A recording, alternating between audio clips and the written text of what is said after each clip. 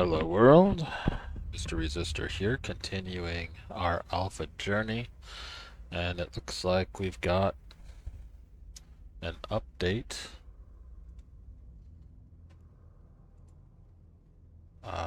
Let's see if there's more details.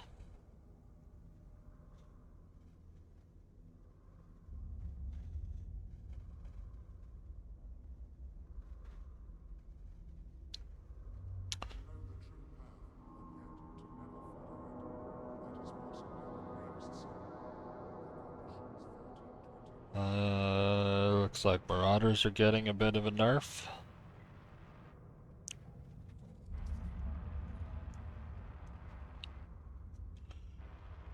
To their agility.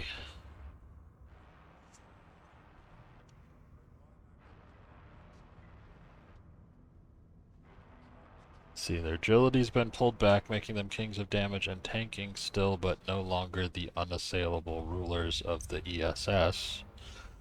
In their place, Tech 3 destroyers now gain access to these lucrative sites, breaking Marauders' monopoly and creating a new arena for flexible, fast-moving fleets.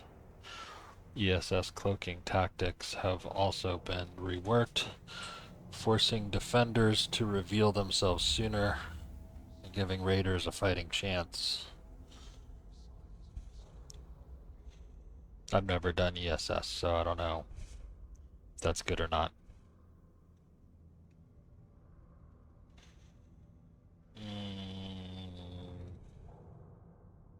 Drone assist mechanics, long exploited by massive multi-boxing fleets, have been reined in, creating a healthier balance between coordination and firepower. Ships that had fallen into obscurity, such as the Confessor, Spypool, and Harbinger Navy issue, now return to relevance with buffs that make them more viable. Oh. Huh. One of my characters has a Spypool, but I haven't used it for a while, so maybe I'll have to check that out. Meanwhile, Ferox Navy issue, Cyclone Fleet issue, I have one of those. And other overperforming hulls have been adjusted, loosening their grip on capsular tactics. Oh.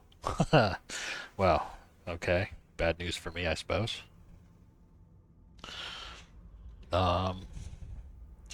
Even venerable battleships like the Apocalypse and Maelstrom have been reworked, the former leaning into its sniper role, while the later gains new resilience on the front lines. Maelstrom. Which one's the Maelstrom?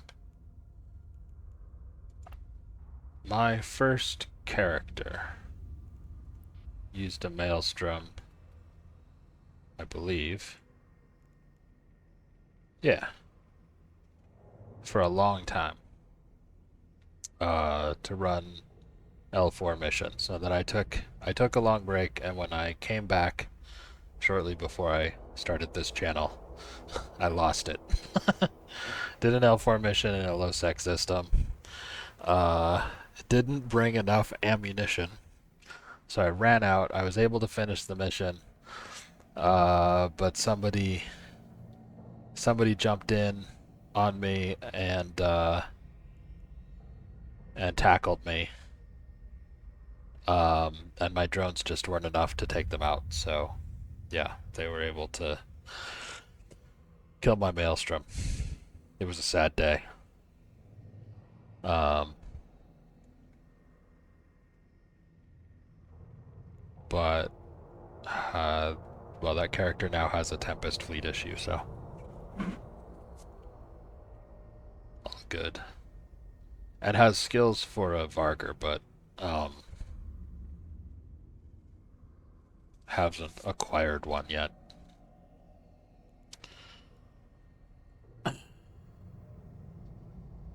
Anyway, don't know what it was flashing for. Um,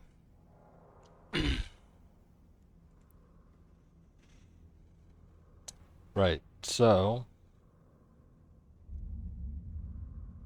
yeah, that War resilience wouldn't have helped me in that case. It would have just meant that it took longer uh, for the dude to kill me. Although, I mean, maybe it would have given me time to get another character out there to like resupply or help out or whatever. Anyway, water very long ago under the bridge.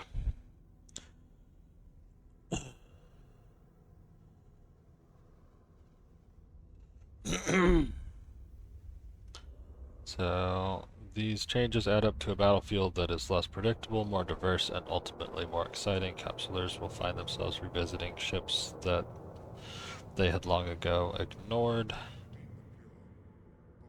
reconsidering doctrines and adapting their strategies in the face of a meta that has cracked wide open. Well, I mean, I kind of hope that's true. That would be cool. New freelance jobs. Freelancers can now take on contracts to destroy another Capsuleer ship, bringing mercenary work and bounty hunting into sharper focus. The new remote shield and armor repair jobs add further flexibility and new freelancing opportunities. New ESI endpoints can power player-built bounty boards and contract systems, giving corporations and alliances fresh tools to motivate, reward, and direct Capsuleer action. Was once a simple side activity, now has the potential to grow into a profession of its own, with pilots defining themselves as freelance hunters, hired guns, or logistics specialists whose work reshapes the balance of power across New Eden. Wormholes and Pockven enhanced. Wormholes now offer more connections and improved navigation, making travel smoother while still maintaining the thrill of uncertainty. For many Capsuleers, this will mean shorter chains, fewer dead ends, and more reliable routes for hunting, raiding, or trading. Meanwhile, Pockven has become more rewarding, with smaller sites paying out more fairly, while large observatory encounters deliver greater value for those willing to risk the fight. Smarter NPC behavior adds depth to these engagements, creating encounters that demand adaptation rather than repetition. Flow of materials from Pockven also reduces the cost of building Triglavian ships, making these powerful hulls more accessible to those daring enough to fly them. That's cool. I've got quite a few of those blueprints.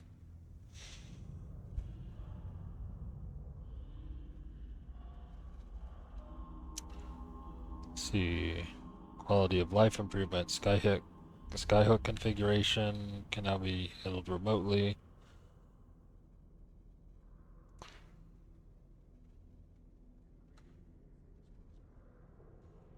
There's the pilot resculpt.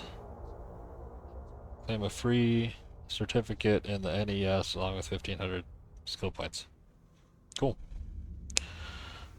Factional warfare militias see updated entry requirements designed to reduce AWACSing. Excellent.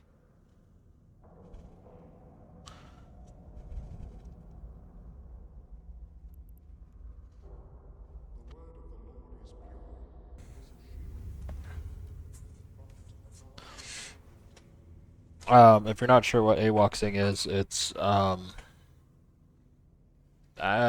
basically betrayal, deliberate friendly fire, I guess you could say.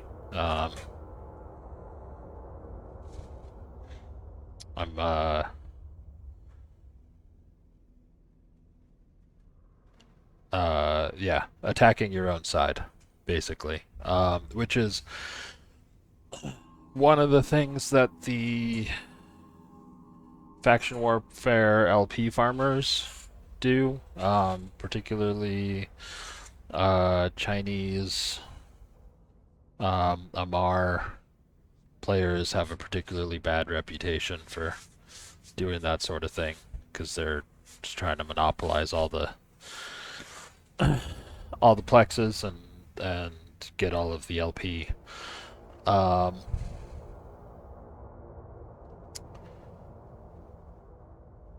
but yeah,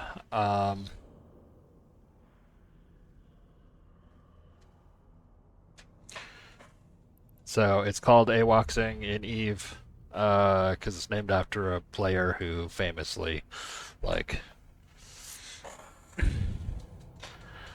did a did a massive betrayal that did a lot of damage. You can look up the story if you want. AWOX is how it's spelled. Um, so savings until 9th of October. Score Omega time in the Eve store and get up to 1500 Plex with no additional cost.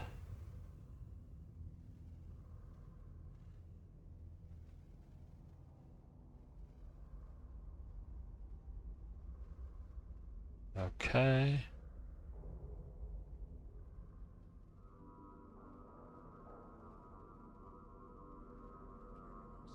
Alright.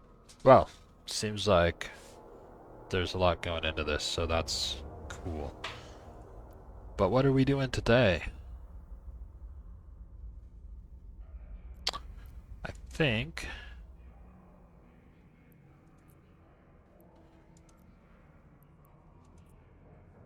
I could do all of these, but I think I really want to just shoot some stuff today. Maybe we'll do a couple of these.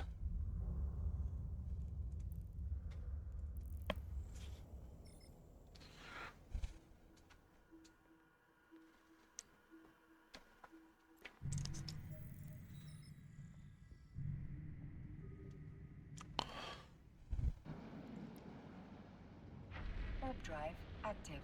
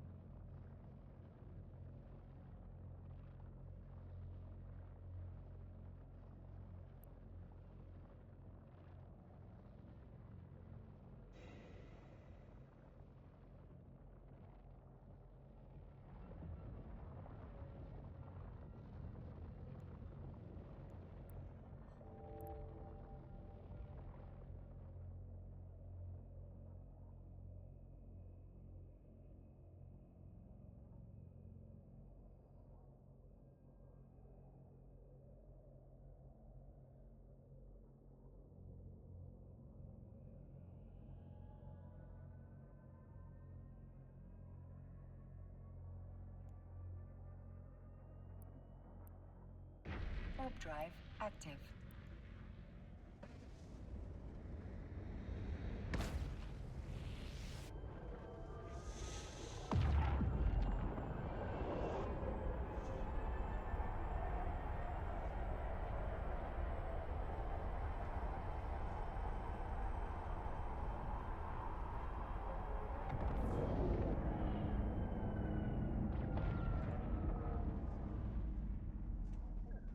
Docking permission requested. Docking request accepted.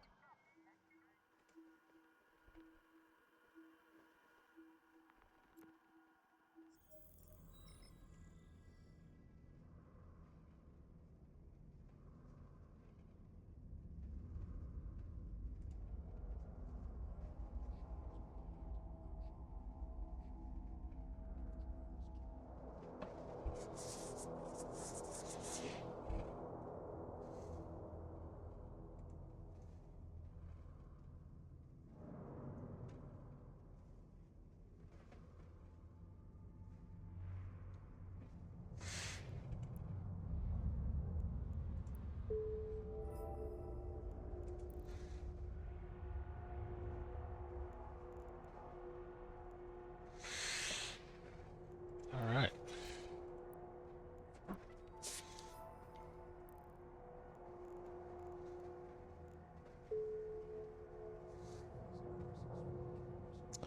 Well, I think that's going to be it for me for today. So until next time, have a good one.